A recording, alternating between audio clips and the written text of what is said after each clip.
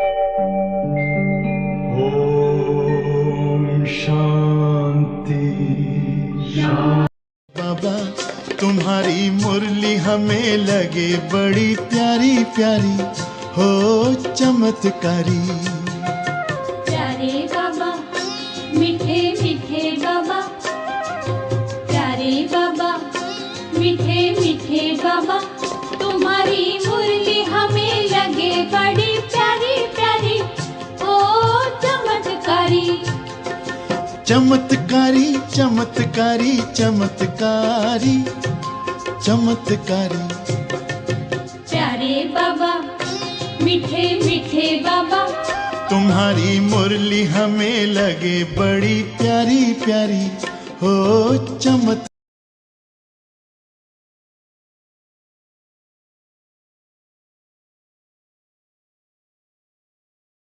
7 मार्च 2023 साकार मुरली।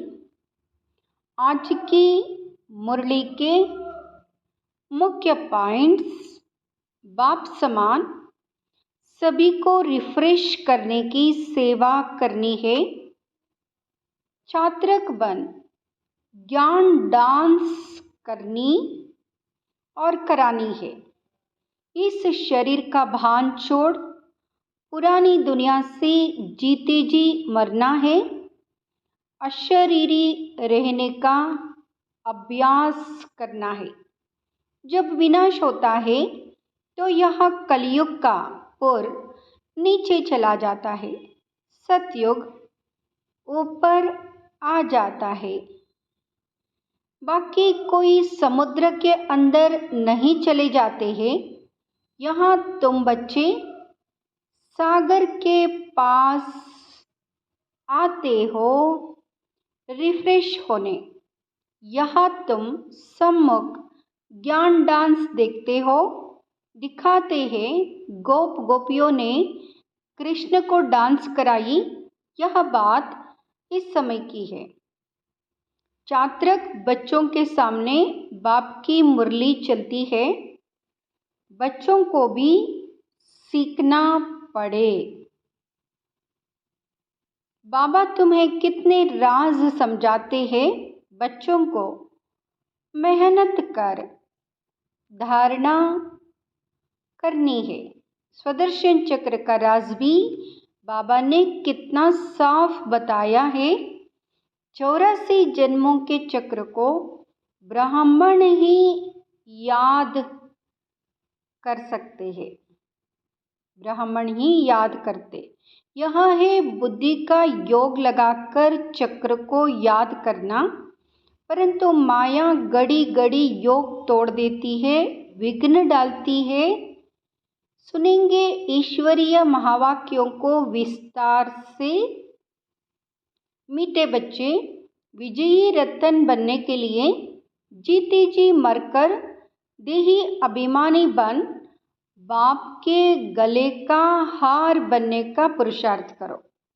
प्रश्न है, स्वदर्शन चक्र का राज स्पष्ट होते हुए भी बच्चों में धारणा नंबरवार होती है, क्यों? उत्तर, क्योंकि यह ड्रामा बहुत कायदे अनुसार बना हुआ है। ब्राह्मण ही 84 जन्मों को समझकर याद कर सकते हैं, लेकिन माया ब्राह्मणों को ही याद में विघ्न डालती है, घड़ी घड़ी योग तोड़ देती है। अगर एक समान धारणा हो जाए, सब सहज पास हो जाए तो लाखों के माला बन जाए। इसलिए राजधानी स्थापन होने के कारण नंबरवार धारणा होती है। गीत है मरना तेरी गली में। ओम शांति। बच्चों ने गीत सुना। यहाँ है मर्जीवा पने का जन्म। मनुष्य जब शरीर छोड़ते हैं तो दुनिया मिट जाती है, आत्मा अलग हो जाती है, तो ना मामा ना चाचा कुछ भी नहीं रहते। कहा जाता है यह मर गया, अर्थात आत्मा जाकर परमात्मा से मिली। वास्तव में कोई जाते नहीं है, परंतु मनुष्य समझते हैं आत्मा वापस गई या ज्योति ज्योत में समाई। अब बाप बैठ समझाते, यह तो बच्चे जानते हैं आत्मा को पुनर्जन्म लेना ही होता है। पुनर्जन्म को ही जन्म मरण कहा जाता है। पिछाड़ी में जो आत्माएं आती है, हो सकता है एक जन्म लेना पड़े, बस वह छोड़ फिर वापस चली जाएगी। पुनर्जन्म लेने का भी बड़ा भारी हिसाब किताब है। करोड़ों मनुष्य हैं, एक एक का विस्तार तो नहीं बता सकेंगे। अब तुम बच्चे कहते हो, हे बाबा, हमारी देह के जो भी संबंध है सब त्याग, अब हम तुम्हारे गले का हार बनने आए हैं, अर्थात जीते जी आपका होने आए हैं। पुरुषार्थ तो शरीर के साथ करना पड़ेगा, अकेले आत्मा तो पुरुषार्थ कर ना सके। बाप बैठ समझाते, जब रुद्र ज्ञान यज्ञ रचते हैं तो वहाँ शिव का चित्र बड़ा मिट्टी का बनाते हैं और अनेक शालिग्राम के चित्र मिट्टी के बनाते हैं। अब वह कौन से शालिग्राम है जो बनाकर और फिर उनकी पूजा करते हैं? शिव को तो समझेंगे कि यह परमपिता परमात्मा है, शिव को मुख्य रखते हैं। आत्माएं तो ढेर है, वे भी शालिग्राम बहुत बनाते, 10,000 अथवा 1,00,000 भी शालिग्राम बनाते हैं। रोज बनाया और तोड़ा फिर बनाया, बड़ी मेहनत लगती है। अब वह ना पुजारी ना यज्ञ रचने वाले ही जानते हैं कि यह कौन है। क्या इतनी सब आत्माएं पूजनीय लायक है? नहीं। अच्छा समझो, भारतवासियों के 33 करोड़ शालिग्राम बनाए, वह भी हो नहीं सकता, क्योंकि सभी तो बाप को मदद नहीं देते। यह बड़ी गुह्य बातें हैं समझने की। 4-5 लाख रुपया खर्च करते हैं रुद्र यज्ञ रचने में। अच्छा, अब शिव तो परमपिता परमात्मा ठीक है, बाकी शालिग्राम इतने सब कौन से बच्चे हैं जो पूजे जाते हैं? इस समय तुम बच्चे ही बाप को जानते हो और मददगार बनते हो। प्रजा भी तो मदद करती है ना। शिव बाबा को जो याद करते वह स्वर्ग में तो आ जाएंगे। भले ज्ञान किसको ना भी दे तो भी स्वर्ग में आ जाएंगे। वह तो कितने ढेर होंगे, परंतु मुख्य 108 है। मम्मा भी देखो कितनी जबरदस्त रतन है, कितनी पूजी जाती है। अब तुम बच्चों को देही अभिमानी जरूर बनना है। जन्म जन्मांतर तुम देहाभिमानी रहे हो। कोई भी मनुष्य ऐसे नहीं कहेगा कि मैं आत्मा परमपिता परमात्मा की संतान हूँ। संतान है तो उनकी पूरी बायोग्राफी मालूम होनी चाहिए। पारलौकिक बाप की बायोग्राफी बड़ी जबरदस्त है। तो बच्चे कहते, अब जीते जी मरकर बाबा हम आपके गले का हार जरूर बनेंगे। आत्माओं की भी बड़ी बड़ी माला है, वैसे ही फिर मनुष्य सृष्टि की बड़े से बड़ी माला है। प्रजापिता ब्रह्मा है मुख्य, इनको आदम आदि देवी महावीर भी कहते हैं। अब यह बड़ी गुह्य बातें हैं, तुम समझते हो। हम सब आत्माएं एक निराकार बाप की संतान हैं और यह मनुष्य सृष्टि का सारा सिजरा है, जिसको जियोलॉजिकल ट्री कहा जाता है। जैसे सरनेम होता है ना अग्रवाल, फिर उनके बच्चे पोतरे अग्रवाल ही होंगे। सिजरा बनाते हैं ना, एक से फिर बढ़ते बढ़ते बड़ा जाड़ हो जाता है। जो भी आत्माएं हैं वह शिव बाबा के गले का हार है, वह तो अविनाशी है। प्रजापिता ब्रह्मा भी तो है। नई दुनिया कैसे रची जाती है? क्या प्रलय हो जाती है? नहीं, दुनिया तो कायम है। सिर्फ जब पुरानी होती है तो बाप आकर उनको नया बनाते हैं। अभी तुम समझते हो, हम नए थे। हमारी आत्मा पवित्र नई थी, प्योर सोना थी। उनसे फिर हम आत्माओं को जवर भी सोना मिला, उसको काया कल्पतरु कहते हैं। यह तो मनुष्यों के एवरेज आयु 40 वर्ष रहती है, कोई कोई के करके 100 वर्ष होती है। वह तो तुम्हारी आयु एवरेज 125 वर्ष से कम होती नहीं। तुम्हारी आयु कल्पवृक्ष समान बनाते, कभी अकाले मृत्यु नहीं होगी। तुम आत्माएं शिव बाबा के बच्चे हो, ब्रह्मा द्वारा जरूर ब्राह्मण पैदा होंगे, उनसे फिर प्रजा रची जाती है। पहले पहले तुम ब्राह्मण बनते हो, ब्रह्मा वंशावली। शिव बाबा तो एक है, फिर माता कहाँ, यह बड़ा गुह्य राज है। मैं इन द्वारा आकर तुम बच्चों को एडाप्ट करता हूँ, तो तुम पुरानी दुनिया से जीते जी मरते हो। वह जो एडाप्ट करते वह धन देने के लिए करते, बाप एडाप्ट करते स्वर्ग का वर्षा देने के लिए, लायक बनाते साथ में ले जाएंगे। इसलिए इस पुरानी दुनिया से जीते जी मरना है। गृहस्थ व्यवहार में रहते पवित्र बन बाप का बनना है। हम वहाँ के रहने वाले हैं। फिर सतयुग में सुख का पाठ बजाया। यह बातें बाप समझाते, शास्त्रों में तो है नहीं। अब बाप बैठ तुम आत्माओं को पवित्र बनाते हैं, आत्मा की मेल निकालते, तुमको ज्ञान का तीसरा नेत्र मिलता है। उन्होंने फिर तीजरी की कथा बैठ बनाई है। वास्तव में बात यहाँ की है, तुमको ब्रह्मांड से लेकर सारी सृष्टि के आदि मध्य अंत का सारा समाचार मिल जाता है। बाप एक ही बार आकर समझाते, सन्यासी तो पुनर्जन्म लेते रहते हैं। यह तो आया और बच्चों को पढ़ाया, बस, या तो नई बात हो जाती है। शास्त्रों में यह बातें है नहीं। यह बहुत बड़े से बड़ा कॉलेज है, कायदा है। एक हफ्ता तो अच्छी रीति समझना पड़े, भट्टी में बैठना पड़े। गीता का पाठ अथवा भागवत का पाठ भी एक हफ्ता रखते हैं ना, तो 7 रोज भट्टी में बैठना पड़े। विकारी तो सभी है, भले सन्यासी घर-बार छोड़ निर्विकारी बनाते, फिर भी जन्म विकार से लेकर फिर निर्विकारी बनने लिए सन्यास करते। कई पुनर्जन्म को भी मानते हैं, क्योंकि मिसाल दिखाते हैं। कोई बहुत वेद शास्त्र पढ़ते पढ़ते शरीर छोड़ते हैं, तो उन संस्कारों अनुसार फिर जन्म लेते, तो छोटेपन में ही शास्त्र अध्ययन हो जाते। जन्म ले अपने को अपवित्र समझ फिर पवित्र बनने के लिए संन्यास करते। तुम तो एक ही बार पवित्र बन देवता बनते हो, तुमको फिर संन्यास नहीं करना पड़ेगा। तो उनका संन्यास अधूरा हुआ ना। यह बातें खुद भी समझा नहीं सकते। बाबा बैठ समझाते हैं। वहाँ है उत्तम ते उत्तम बाप, जिसके तुम बच्चे बने हो। यह स्कूल भी है, रोज़ाना नई नई बातें निकलती है।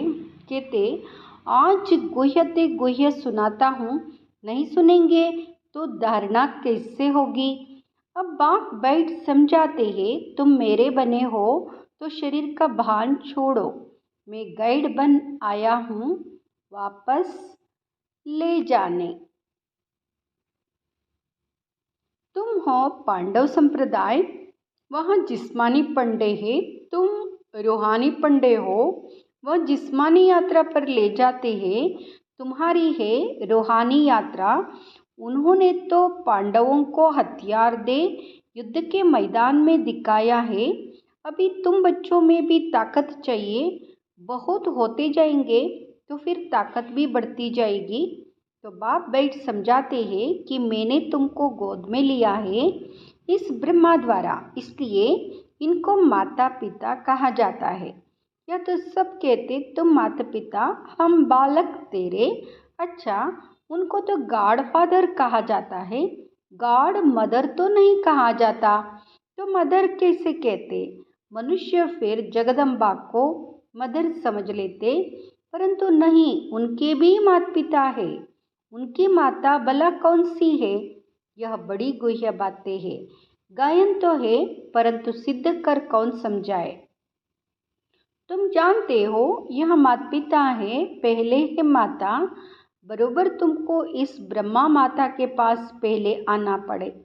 इनमें प्रवेश कर तुमको अडॉप्ट करता हूँ, इसलिए यह माता पिता ठहरे। यह बातें कोई शास्त्र में नहीं है। यह बाप बैठ समझाते कैसे तुम मुखवंशावली बनते हो। मैं ब्रह्मा मुख से तुमको रचता हूँ। कोई राजा है, कहेंगे मुख से तुमको कहता हूँ तुम मेरे हो। यह आत्मा कहती है, परंतु उनको फिर भी माता पिता नहीं कहेंगे। यह बड़ी वंडरफुल बात है। तुम जानते हो हम शिव बाबा के बने हैं, तो यहाँ देह का भान छोड़ना पड़े। अपने को आत्मा अशरीरी समझना मेहनत का काम है। इसको कहा ही जाता है राजयोग और ज्ञान। दोनों अक्षर आते हैं। मनुष्य जब मरते हैं तो उनको कहते राम राम कहो, या गुरु लोग अपना नाम दे देते। गुरु मर जाता तो फिर उनके बच्चे को गुरु कर देते हैं। या तो बाप जाएंगे तो सभी को जाना है। यह मृत्यु लोक का अंतिम जन्म है। बाबा हमको अमर लोक में ले जाते हैं, या मुक्तिधाम जाना है। यह भी समझाया जाता है जब विनाश होता है तो यह कलयुग का पुर नीचे चला जाता है, सतयुग ऊपर आ जाता है। बाकी कोई समुद्र के अंदर नहीं चले जाते। यह तुम बच्चे सागर के पास आते हो रिफ्रेश होने। यह तुम सम्मुख ज्ञान डांस देखते हो। दिखाते गोप गोपियों ने कृष्ण को डांस कराई। यह बात इस समय की है। चात्रक बच्चों के सामने बाप की मुरली चलती है। बच्चों को भी सीखना पड़े, फिर जो जितना सीखे समझाना है। बेहद के बाप से स्वर्ग का वर्षा लो। हे भगवान कहते हो, वह तो है रचयिता, जरूर स्वर्ग ही रचेंगे। यहाँ एक ही बाप है जो स्वर्ग रचते हैं। वो फिर आधा कल्प चलता है। बाबा तुम्हें कितने राज समझाते हैं। बच्चों को मेहनत कर धारणा करनी है। सुदर्शन चक्र का राज भी बाबा ने कितना साफ बताया है। 84 जन्मों के चक्र को ब्राह्मण ही याद कर सकते। यहाँ है बुद्धि का योग लगाकर चक्र को याद करना। परंतु माया घड़ी घड़ी योग तोड़ देती है, विघ्न डालती है। सहज हो तो फिर सब पास कर ले, लाखों की माला बन जाए। यह तो ड्रामा ही कायदे अनुसार है। मुख्य है 8, उनमें फर्क नहीं पड़ सकता। त्रेता के अंत में जितने प्रिंस प्रिंसेस है सभी मिलकर जरूर यहाँ ही पढ़ते होंगे। प्रजा भी पढ़ती होगी। यहाँ ही किंगडम स्थापन होती है। बाप ही किंगडम स्थापन करते और कोई प्रेसिप्टर किंगडम नहीं स्थापन करते। यही बड़ा वंडरफुल राज है। सतयुग में लक्ष्मी नारायण का राज्य कहाँ से आया? कलयुग में तो राजा ही है नहीं, अनेक धर्म है। भारतवासी कंगाल है। कलयुग की रात पूरी हो, दिन शुरू हुआ और बादशाही चली। यह क्या हुआ? अल्लाह अव्वल दिन का खेल दिखाते ना, तो कारून के खजाने निकल आते हैं। तुम सेकंड में दिव्य दृष्टि से वैकुंठ देख आते हो। अच्छा, माता पिता, बाप दादा, बच्चे, सारी फैमिली इकट्ठी बैठी है। मीठे मीठे सिकिलदे बच्चों प्रति माता पिता बाप दादा का याद प्यार और गुड मॉर्निंग। रूहानी बाप की रूहानी बच्चों को नमस्ते। हम रूहानी बच्चों की रूहानी माता पिता बाप दादा को याद प्यार गुड मॉर्निंग और नमस्ते। शुक्रिया बाबा, शुक्रिया शुक्रिया शुक्रिया। धारणा के लिए मुख्य सार। फर्स्ट, बाप समान सभी को रिफ्रेश करने की सेवा करनी है। चात्रक बन ज्ञान डांस करनी और करानी है। इस शरीर का भान छोड़ पुरानी दुनिया से जीती जी मरना है। अशरीरी रहने का अभ्यास करना है। स्वयं को स्वर्ग के वर्षे का लायक भी बनाना है। आज की मुरली का वरदान। होली के अर्थ स्वरूप में स्थित हो। सच्ची होली मनाने वाले हाईएस्ट होलीएस्ट भाव। होली के अर्थ स्वरूप में स्थित हो। सच्ची होली मनाने वाले हाईएस्ट होलीएस्ट भाव। होली अर्थात जो कुछ हुआ वह हो गया, हो लिया। जो सीन हुई होली अर्थात बीत गई। बीती को बीती करने के लिए सदा ड्रामा की डाल को यूज करो। होली का रंग पक्का तभी लगता है जब हर वक्त याद रहता कि होली जो बीता हो गया। वह कभी ड्रामा की कोई भी सीन देखते, क्यों, क्या, कैसे, इन प्रश्नों में उलझते नहीं। सदा ज्ञान मंथन कर अपनी होलीएस्ट और हाईएस्ट स्टेज बना लेते हैं। स्लोगन, सबसे बड़े धनवान वह है जिनके पास पवित्रता का सर्वश्रेष्ठ खजाना है। सबसे बड़े धनवान वह है जिनके पास पवित्रता का सर्वश्रेष्ठ खजाना।